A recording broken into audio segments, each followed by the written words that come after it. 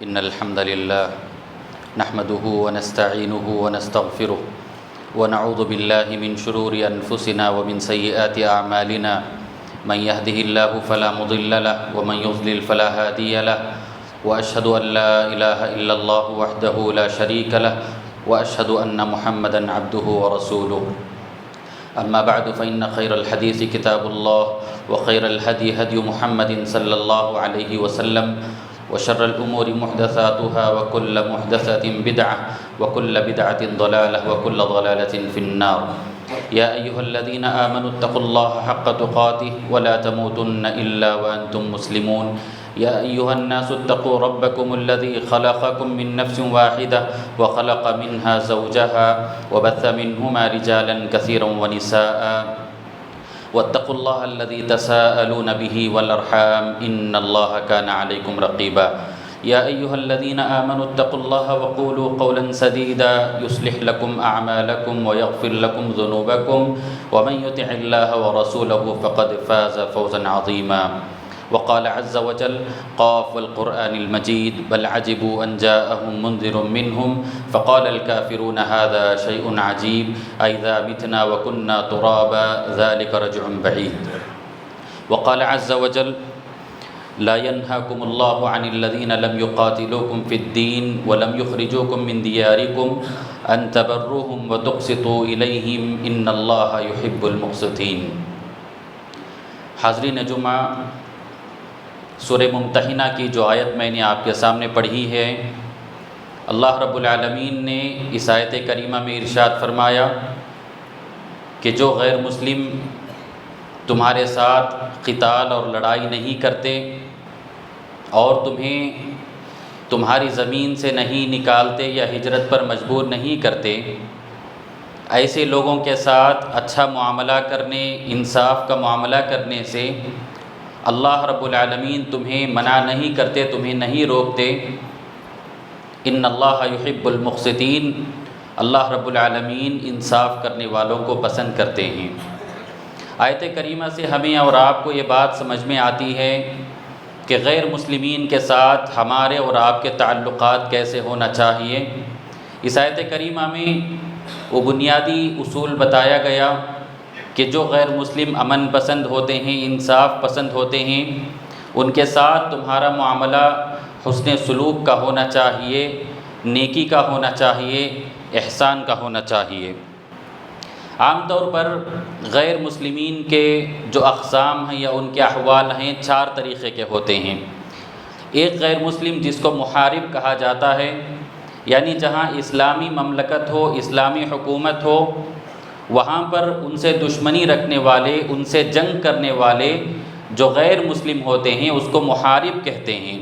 جو مسلمانوں کو تکلیف دیتے ہیں، اس تکلیف کو دور کرنے کے لیے، ظلم سے رکنے کے لیے اللہ رب العالمین نے حکم دیا اذن للذین یقاتلون بانہم ظلموا، کہ جو لوگ تمہیں تکلیف دیتے ہیں تم اس کا دفاع کرو. دوسری قسم ہوتے ہیں ذمی. ذمی وہ ہوتے ہیں جو اسلامی حکومت یا اسلامی مملکت میں اسلامی ریاست کے ماتحت ہوتے ہیں. ان کے حقوق بتائے گئے، ان کے جان و مال، ان کے عزت و آبرو کی حفاظت کی ذمہ داری اسلامی ریاست کی ہوتی ہے. كتبنا على بني إسرائيل أنه من قتل نفسا بغير نفس أو فساد في الأرض فكأنما قتل الناس جميعا. تمام انسانیت کے جان کا تحفظ اسلام دیتا ہے کہ کوئی ایک جان کو قتل کرے تو گویا ساری انسانیت کے قتل کے مترادف ہوگا. ان کے مال کے تحفظ کی ضمانت اسلامی ریاست دیتی ہے. لا تأكلوا أموالكم بينكم بالباطل، کہ باطل طریقے سے ایک دوسرے کا مال نہ کھایا کرو. غرض یہ کہ جو ذمی کو تکلیف دیتے ہیں یا ان کو قتل کرتے ہیں، آپ صلی اللہ علیہ وسلم نے ایسے لوگوں کے ساتھ جھگڑا کرنے کی بات بتائی. کہا من آذا، اللہ کے نبی صلی اللہ علیہ وسلم نے فرمایا کہ جو ذمی کو تکلیف دیتا ہے، جو ذمی کو تکلیف دیتا ہے میں اس کے ساتھ لڑائی کرتا ہوں. من قتل رجلا من اجل ذمہ لم یجد ریح الجنہ، کہ جو کسی ذمی کو قتل کرتا ہے وہ جنت کی خوشبو تک نہیں پائے گا. تو غیر مسلمین کی ایک قسم ذمی کی ہوتی ہے. اور تیسری ایک قسم ہوتی ہے جس کو معاہد کہا جاتا ہے، یعنی غیر مسلم حکومت کے ماتحت رہنے والے لوگ جو مسلمانوں سے معاہدہ کرتے ہیں ان کے ساتھ بھی معاہدے کو پورا کرنا، ان کے معاہدے کو اس کا پاس و لحاظ رکھنا، شریعت ہمیں اور آپ کو اس کی تعلیم دیتی ہے۔ اور چوتھی جو قسم ہے، جو اکثریت ہوتی ہے، وہ انصاف پسند غیر مسلم برادران کی، وہ انصاف پسند ہوتے ہیں، وہ امن پسند ہوتے ہیں، ایسے لوگوں کی اکثریت ہے۔ یاد رکھیے دو چیزیں ہیں جس پہ ہمیں اور آپ کو فرق کرنا ضروری ہے۔ ایک ہے غیر مسلمین کے ساتھ دلی طور پر محبت کرنا، مودت رکھنا، دل سے ان کو چاہنا، اور ایک ہے اعضاء و جوارح کے ساتھ سلوک کرنا۔ شریعت نے ولا اور برا کا عقیدہ بتایا ہے۔ بہت ساری قرآن کی آیتیں ہیں جس میں اللہ رب العالمین نے ارشاد فرمایا لا يتخذ المؤمنون الکافرین اولیاء من دون المؤمنین، کہ مسلمانوں کو چھوڑ کر غیر مسلمین کو تم اپنا دوست نہ بناؤ۔ سورہ مائدہ میں کہا یا ایھا الذین آمنوا لا تتخذوا اليہود والنصارى اولیاء، اے لوگوں جو ایمان لائے ہو یہود و نصارہ کو اپنا دوست نہ بناؤ۔ اور اسی طریقے سورہ مجادلہ میں کہا لا تجد قوما یؤمنون باللہ والیوم الآخر یوادون من حاد اللہ ورسولہ، کہ مسلمان ایسے ہوتے ہیں کہ جو اللہ کے دشمن غیر مسلم ہیں ان کے ساتھ محبت اور مودت کا معاملہ، ولایت کا معاملہ نہیں رکھتے، گرچہ کہ ان کے باپ کیوں نہ ہو، ان کے بھائی کیوں نہ ہو، ان کے خاندان والے کیوں نہ ہو۔ تو اسلامی شریعت ہمیں اور آپ کو یہ حکم دیتی ہے لا تتخذوا عدوی وعدوکم اولیاء، کہ تم میرے اور تمہارے دشمنوں کو اپنا دوست نہ بناؤ۔ اور منافقین کے سلسلے میں بتایا کہ وہ غیر مسلمین سے اپنے دلی محبت رکھا کرتے تھے، تعلقات رکھا کرتے تھے، ان کو عذاب علیم کی بشارت سنائی بشر المنافقین بان لهم عذابا علیما الذین یتخذون الکافرین اولیاء من دون المؤمنین، کہ منافقین یہودیوں کے ساتھ تعلقات رکھتے تھے اور اس میں اپنے آپ کو باعث عز و شرف سمجھا کرتے تھے۔ اللہ رب العالمین نے انہیں عذاب علیم سنایا ہے۔ لیکن ہمیں اور آپ کو یہ فرق ملحوظ رکھنا چاہیے، ان آیتوں میں جو باتیں بیان کی گئی ہیں وہ اپنے دلی تعلقات، دل کی محبت، ایک مسلمان اپنے غیر مسلم کے ساتھ دل سے ویسے تعلق یا ویسی محبت نہ رکھے جیسی مسلمانوں کے ساتھ رکھنا ضروری ہے۔ مسلمان کے ساتھ ایک مسلمان کا دین کی بنیاد پر، اللہ تعالیٰ کی رضامندی کی بنیاد پر اس کے دل کا رشتہ ہوتا ہے، الحب فی اللہ والبغض فی اللہ، اللہ کے لیے وہ محبت کرتا ہے اور اللہ رب العالمین کے لیے بغض رکھتا ہے، دشمنی رکھتا ہے۔ یا ایھا الذین آمنوا لا تتخذوا آباءکم واخوانکم اولیاء ان استحبوا الکفر علی الایمان، اپنے رشتہ دار ہی کیوں نہ ہو ان کے ساتھ بھی دلی تعلقات ایک حد تک ہی ہونے چاہیے۔ فطری محبت باپ بیٹے میں ہوتی ہے، لیکن غیر مسلم ہو جائیں تو وہاں صرف ان سے تعلقات ہوتے ہیں، لیکن دل سے جو محبت مسلمانوں کے لیے ہونی چاہیے وہ غیر مسلمین کے ساتھ نہیں ہونی چاہیے۔ لیکن شریعت اسلامیہ ہمیں اور آپ کو اس بات کی تعلیم دیتی ہے کہ ہم جہاں غیر مسلمین کے درمیان رہتے ہیں، غیر مسلمین کے ساتھ ہمارا معاملہ کیا ہونا چاہیے، غیر مسلمین کے ساتھ ہمارا برتاؤ کیا ہونا چاہیے، بہت ساری تعلیمات دی گئی ہیں۔ پہلی تعلیم یہ ہے کہ ہم ان کے ساتھ ان کو اسلام کی دعوت دیں، اسلام کی بات پہنچائیں، تبلیغ کا کام کریں۔ بہت ساری آیتوں میں اس کی تعلیم دی گئی ادعو الی سبیل ربک بالحکمۃ والموعظۃ الحسنہ، کہ انہیں موعظت کے ساتھ، حکمت کے ساتھ اچھی بھلی نصیحت کرو، اسلام کی تعلیم دو۔ ومن احسن قولا ممن دعا الی اللہ وعمل صالحا، سب سے اچھی بات یہ ہے کہ آپ کسی غیر مسلم کے سامنے اسلام کی حقانیت کو پیش کریں، اسلام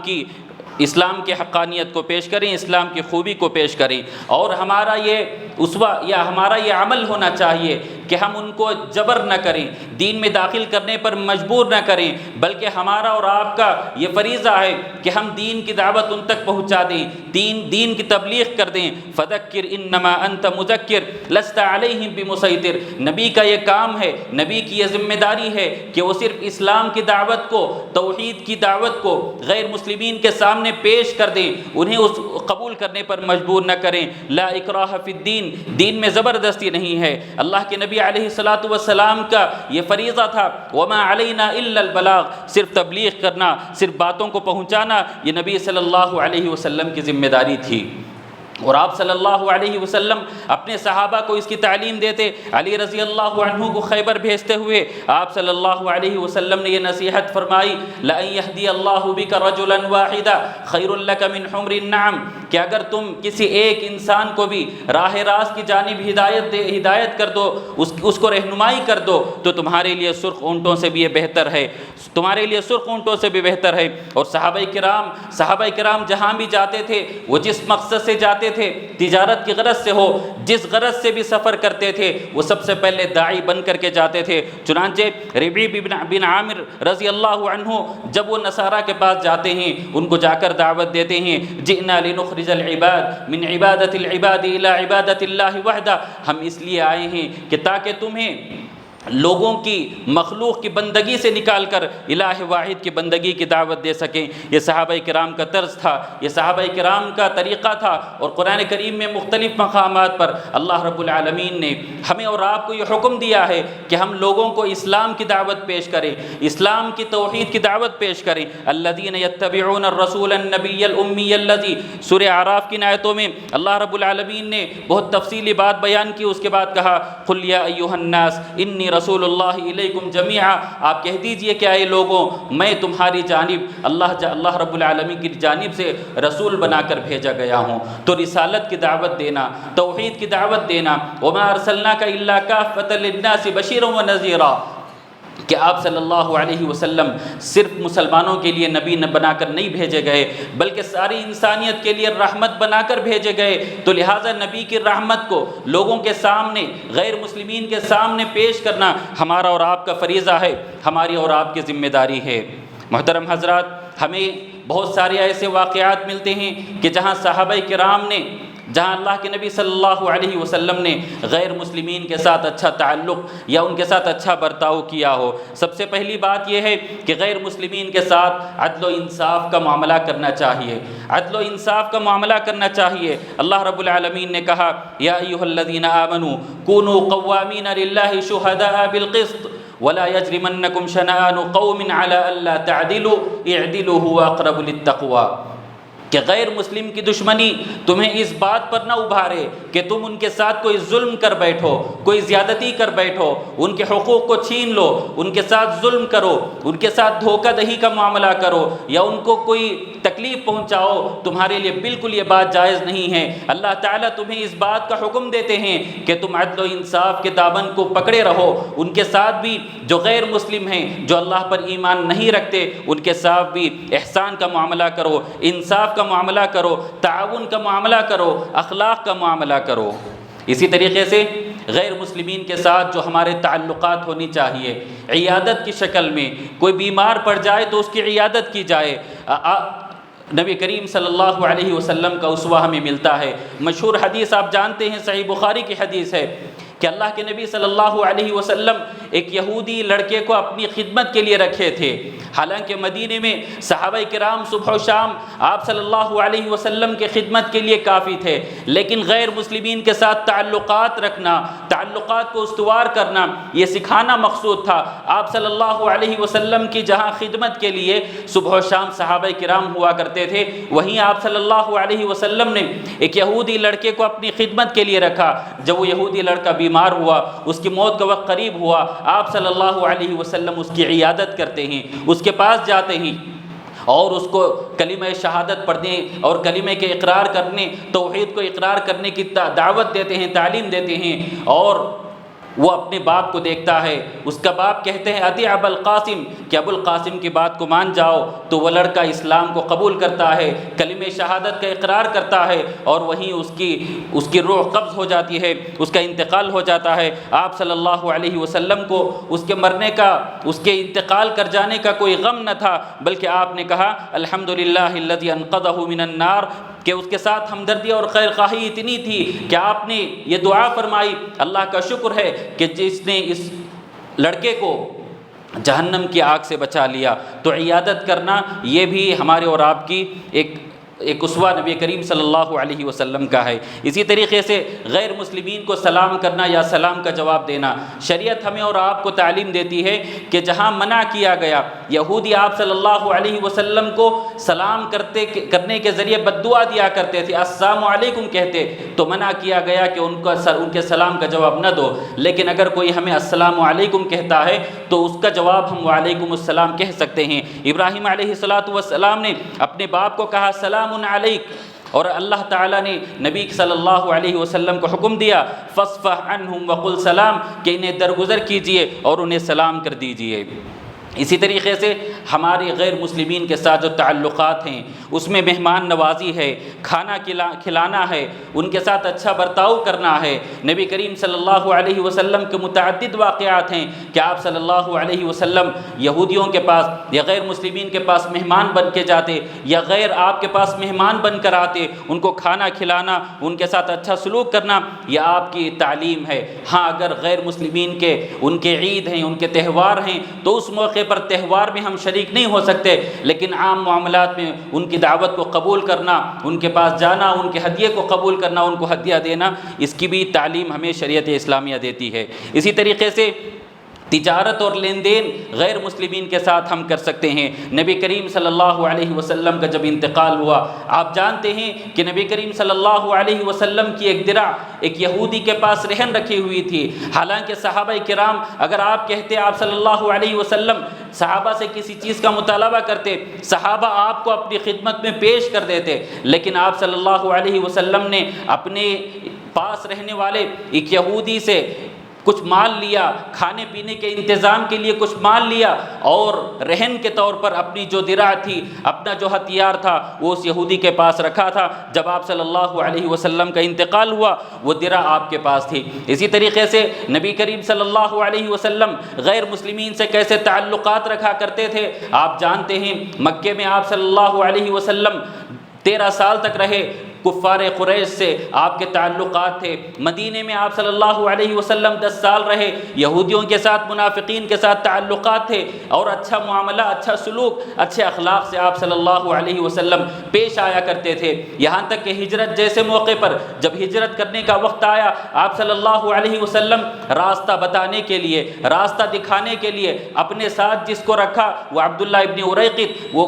مکے کا ایک کافر تھا جو اسلام قبول نہیں کیا تھا، اس کو آپ صلی اللہ علیہ وسلم نے ہجرت جیسے اہم سفر پر راہ دکھانے کے لیے اس کو ساتھ لیا تھا۔ اسی طریقے سے محترم حضرات، غیر مسلمین سے جو ہمارے تعلقات ہونا چاہیے، اس میں ایک چیز یہ بھی ہے کہ وہ مسجدوں کو آیا جایا کریں، مسجدوں سے ان کا بھی تعلق رہا کرے۔ آپ جانتے ہیں نجران سے عیسائی وفد مسجد نبوی کو آیا تھا، آپ صلی اللہ علیہ وسلم نے اس وفد کا استقبال مسجد نبوی میں کیا، اپنی جو چادر تھی اس چادر کو بچھائی، اور اسی چادر پر نجران کے عیسائی اور کرسچن وفد کو آپ صلی اللہ علیہ وسلم نے اس چادر پر بٹھایا، ان کی مہمان نوازی کی، ان کے سامنے اسلام کی خوبیاں، اسلام کی تعلیمات پیش کی۔ حالانکہ وہ اسلام قبول نہیں کیے، لیکن آپ نے ان کے ساتھ اچھا معاملہ کیا اور وہ متاثر ہو کر کے واپس لوٹے۔ اسی طریقے سے غیر مسلمین کا مسجد سے جو تعلق ہونا چاہیے، ثمامہ بن آسال جو ایک قیدی تھے جن کو مسجد نبوی کے ایک ستون سے باندھ کر رکھا گیا تھا، ثمامہ بن آسال مسلمانوں کی، اللہ کے نبی اور صحابہ کی نمازوں کو دیکھتے، ان کے حسن سلوک کو دیکھتے، اس سے متاثر ہو کر انہوں نے اسلام کو قبول کیا۔ تو غیر مسلمین کے ساتھ ان کو مسجد سے جوڑنا یا مسجد میں ان کا آنا جانا، یہ شرعاً کوئی ممانعت نہیں ہے، بلکہ یہ نبی کریم صلی اللہ علیہ وسلم کی سیرت سے ہمیں یہ بات معلوم ہوتی ہے۔ اسی طریقے سے غیر مسلمین کے ساتھ معافی کا معاملہ کرنا، ان کو معاف کر دینا، اسلام کی خاطر، اسلام کو حق کو ثابت کرنے کے لیے معاف کرنا، یہ نبی کریم صلی اللہ علیہ وسلم کا اسوہ ہے۔ فتح مکہ کے موقع پر آپ صلی اللہ علیہ وسلم نے 13 سال جنہوں نے آپ پر ظلم کیا، جنہوں نے آپ کو ستایا تھا، ایسے لوگوں کے ساتھ معافی کا اعلان کیا۔ آپ صلی اللہ علیہ وسلم نے کہا اذهبوا فانتم الطلقاء، کہ آج تم آزاد ہو، میں تمہارے ساتھ کوئی بدلہ لینے والا نہیں ہوں۔ اسی طریقے سے طائف کے موقع پر جب آپ صلی اللہ علیہ وسلم طائف کو گئے تھے، طائف کو جا کر کے اسلام کی توحید کی دعوت ان کے سامنے پیش کی، انہوں نے انکار کر دیا، آپ کو مارا، آپ کے پیچھے اوباشوں کو لگا دیا اور آپ کو پتھروں سے مار کر زخمی کیا گیا۔ اور فرشتوں نے آ کر کے کہا کہ اے اللہ کے نبی ہمیں حکم دیجئے کہ ان دونوں پہاڑوں کے درمیان جو طائف کا قبیلہ ہے ہم ان دونوں پہاڑوں سے ان کو مسل دیں گے، روند دیں گے، ان کو ختم کر دیں گے۔ آپ صلی اللہ علیہ وسلم نے جواب دیا، آپ صلی اللہ علیہ وسلم نے کہا انی لارجو اللہ ان یخرج من اصلابہم من یعبد اللہ وحدہ لا یشرک بہ شیئا، مجھے اللہ کی ذات سے امید ہے کہ ان کے آنے والی نسل میں ایسے لوگ آئیں گے جو اللہ وحدہ لا شریک پر ایمان لائیں گے اور اللہ کے ساتھ شرک نہیں کریں گے۔ تو غیر مسلمین کے ساتھ جو تعلقات ہونا چاہیے، ہمارے اور آپ کے تعلقات کی استواری یہ کیوں ہونی چاہیے؟ اس کا بنیادی مقصد کیا ہے، ہدف کیا ہے؟ اس کا مقصد ہی یہ ہے کہ اسلام کی حقانیت کو ان کے سامنے پیش کیا جائے، اسلام کی خوبیوں کو ان کے سامنے پیش کیا جائے، اسلام سے قریب کیا جائے۔ جب وہ اسلام سے قریب ہوتے ہیں، دین سے قریب ہوتے ہیں، نبی صلی اللہ علیہ وسلم کی سیرت کو جانتے ہیں یا قرآن کی تعلیمات جب ان کے سامنے ہوتی ہیں تو ان کی قرابت داری، ان کی قریبی، ان کا قریب ہونا ان کو اسلام سے قریب کرتا ہے۔ جو نفرت ان کے دلوں میں بٹھائی جاتی ہے وہ نفرت ان کے دلوں سے دور ہوتی ہے۔ تو غیر مسلمین سے ہمارے جو تعلقات ہوتے ہیں، تجارت کے ہو، معاملات کے ہو، لین دین کے ہو، پڑوس کے ہو، جس طریقے سے بھی ہمارے غیر مسلمین کے ساتھ تعلقات ہیں، وہ تعلقات کا مقصد، تعلقات کا ہدف یہ ہونا چاہیے کہ انہیں اسلام سے قریب کیا جائے، توحید کی انہیں تعلیم دی جائے، توحید کی تعلیمات ان کے سامنے پیش کی جائیں۔ اللہ رب العالمین سے دعا ہے کہ اللہ رب العالمین ہمیں اور آپ کو جس ملک میں ہم برادران وطن کے درمیان جو کثرت سے ہیں، ہم اقلیت میں ان کے درمیان جیتے ہیں، ہمیں اور آپ کو اللہ رب العالمین یہ توفیق بخشے کہ ہم ان کے سامنے اسلام کی وحدانیت، توحید اور اسلام کی حقانیت کو ان کے سامنے پیش کرنے کی اللہ ہمیں اور آپ کو توفیق نصیب فرمائے۔ اللہ تعالیٰ جب تک باقی رکھے، ایمان اور اسلام پر رکھے، ہمارا خاتمہ ایمان پر ہو، آمین تقبل یا رب العالمین، وصلی اللہ علی النبی الکریم۔